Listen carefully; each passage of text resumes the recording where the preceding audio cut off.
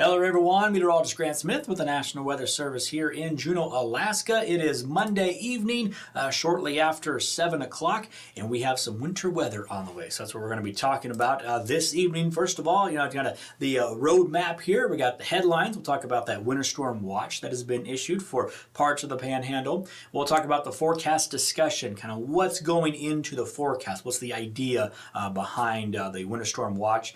Talk about the details in the works. What are we monitoring?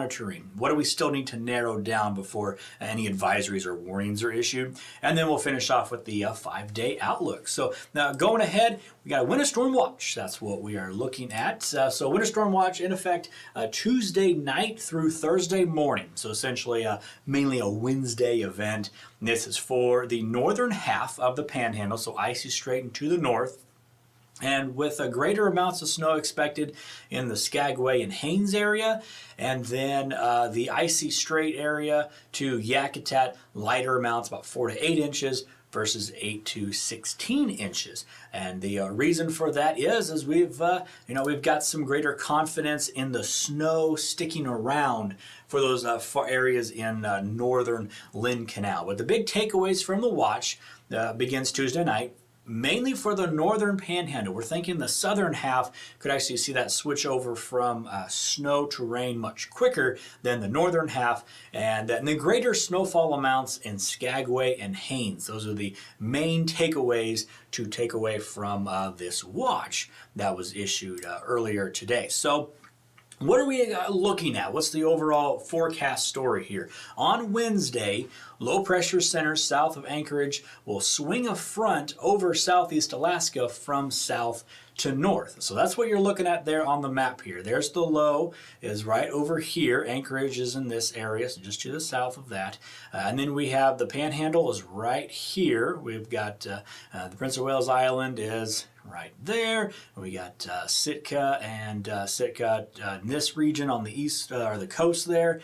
Northern Lynn Canal right up here. So that's kind of help you get your bearings. But there's this front. And so this map is just a general idea from the Ocean Prediction Center of what the weather will look like from 4 a.m. Wednesday to 4 a.m. Thursday. So this front will just pass from south to north over the panhandle, bringing in that moisture and also that warmer air. That's going to be switching over some of this snow over to rain. And then on Thursday, continued onshore flow and southerly flow will keep the moisture in place as that warmer air also moves in. So Thursday we're expecting a lot of this snow sticking around to switch over to rain. So by Thursday and even into Friday, looking at temperatures much warmer and also seeing a lot of more potential for rain for any leftover precipitation in the area. So what are the variables we're watching out for? Well, the amounts of moisture, that's going to be a big a factor in this potential event. So high confidence, when I say high confidence, I mean greater than 70% confident. The weather data is kind of highlighting great confidence in more than ½ inch of moisture on Wednesday. Now, the rule of thumb would be ½ inch of moisture at 10 inches of snow per 1 inch of rain, so that's 10 to 1 snow ratio. So we're already thinking 5 inches of snow.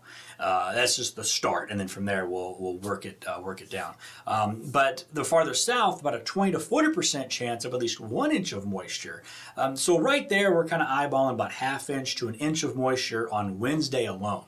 And then going into Thursday, high confidence, once again, greater than 70% chance of more than 1 inch of moisture on Thursday in the north, and then the south, lighter amounts, say about ½ inch, give or take a 1/4 inch or so.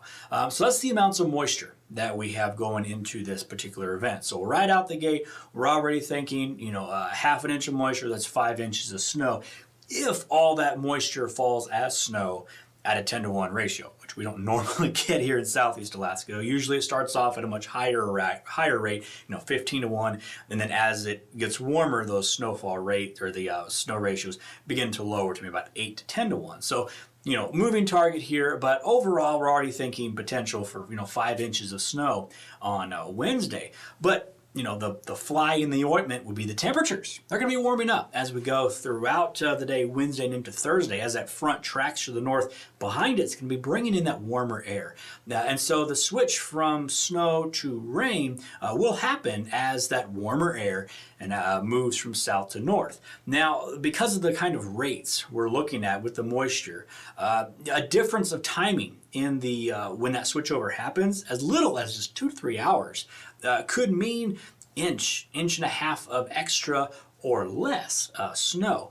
So this timing will still need to be something that need to be worked through once we get more detail in the high resolution models over the next 24 hours. But that's kind of what we're highlighting, at least that potential, great confidence of getting at least 5 inches of snow. And that's why those areas in northern Lynn Canal have much higher snowfall totals, is because we're much more confident with it being cold enough there to stay snow longer.